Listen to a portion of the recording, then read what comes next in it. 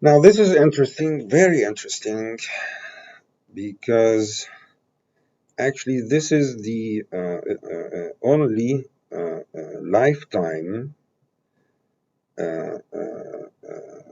cycle that has two inputs. Any other lifetime you might have seen in any other science cannot relate between strategic and operational. So this one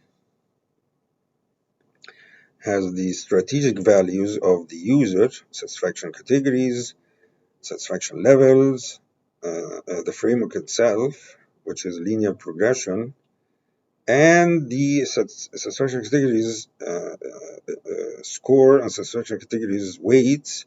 This makes semantic performance evaluation of the satisfaction categories, and this makes satisfaction levels semantic performance evaluation, specific numbers, of course. And this is the framework,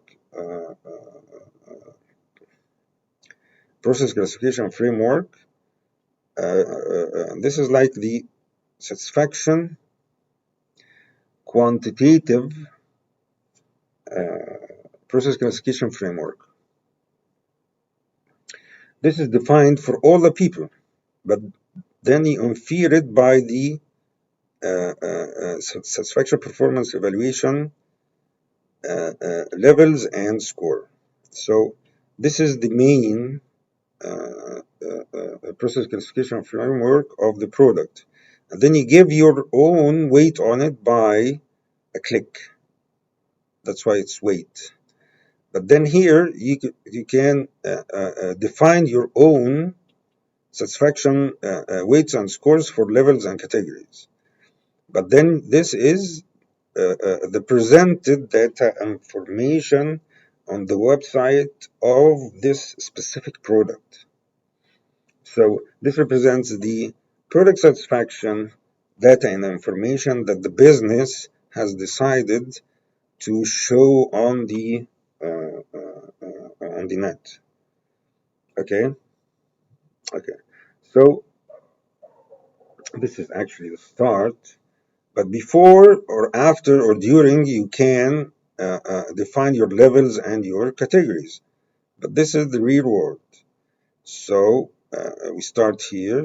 You give your weight, okay, and the presentation itself has its own performance evaluation. This means, let's say, I think until now I didn't say my name or anything about me because I didn't want to, because this science does not, it's science, doesn't have anything to do with who I am or how I was raised or where this all comes from. The important part is the science itself. Okay, so now my performance evaluation identification is not 100%. So now you can say this, there is disinformation or misinformation, and that would be true. So the definition of the product has a performance evaluation of, let's say, security or honesty or whatever you want it. I can represent it here. Okay. So this until now it could be like 80%. So there is some things about me. Let's say I'm a PhD holder, and that PhD holder is like an intelligence, so a lot of other things. Let's say you see white hair or something. So that add again to the definition of the presenter, okay? But it will never be 100%. So now I have, like, let's say 70%. So each time you listen to me, this is going to exceed, but it will never be 100%. Okay. So this is 80%, and this is, I don't know, you're going to give your own weight. But we're going to normalize it together, and through a function, mathematical function, let's say syntax, semantics, mathematical function between the weight and score. Then we're going to have the framework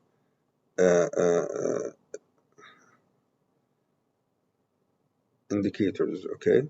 So this. But then I'm going to add them to the framework itself. So until here, we have this interdisciplinary. The cross-disciplinary is the FBY, okay?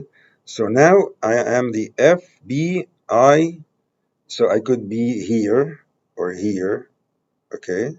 So now I'm gonna take these, normalize them together, and put them in one number, okay? And then we're gonna have the FBY. But the FBY can be inferred by the satisfaction framework of the business or by the product agent, okay?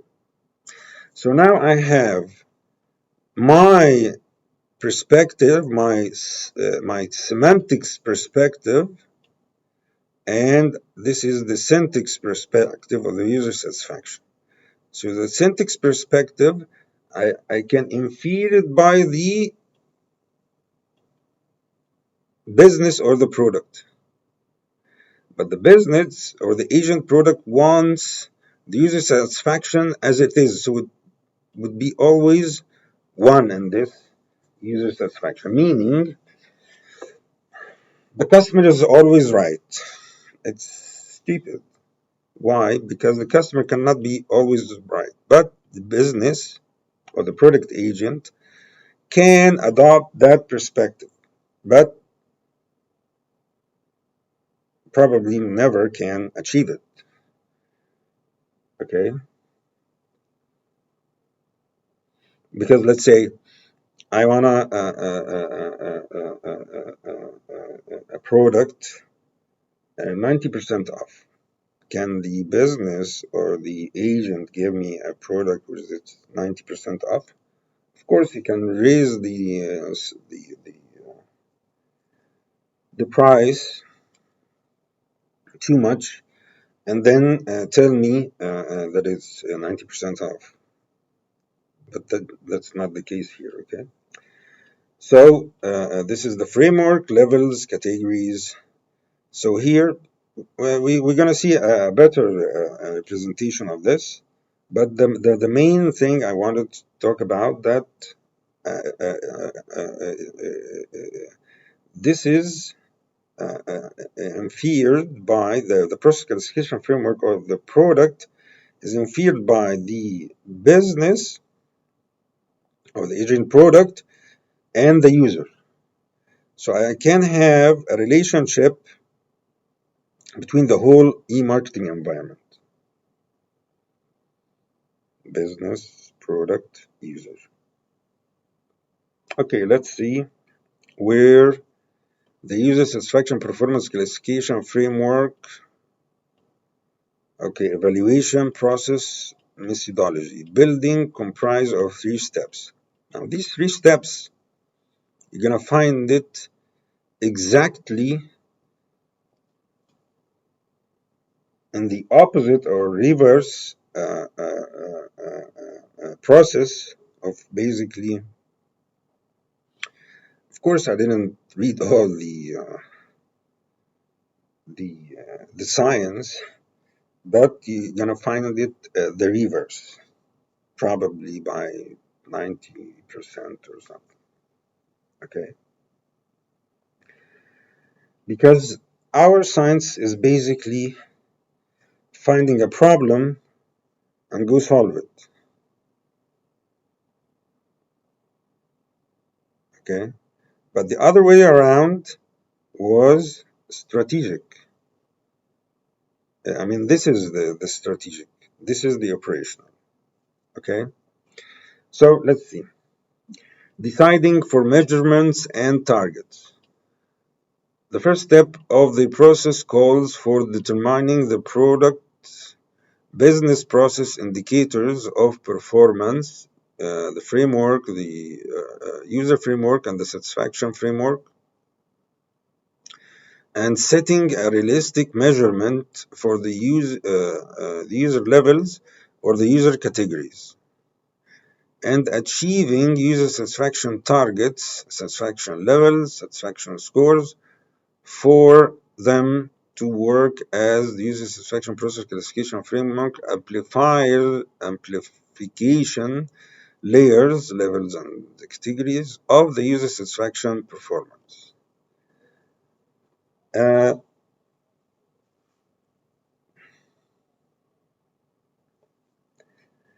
first step of the process calls for determining the product business process indicators. Okay. So which business process indicators of performance and setting a realistic measurement, this is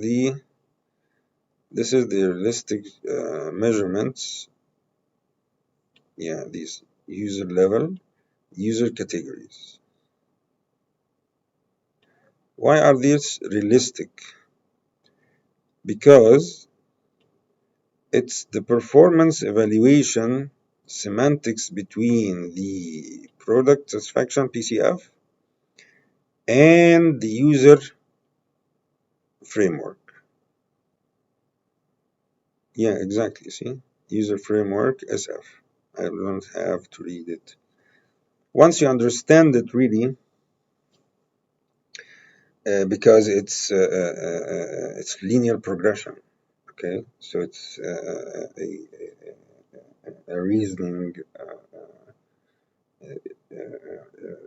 perspective, specifically reasoning. You can adapt all of this to reasoning. I wanted, but I had to publish a lot of papers, and I really don't care. Okay.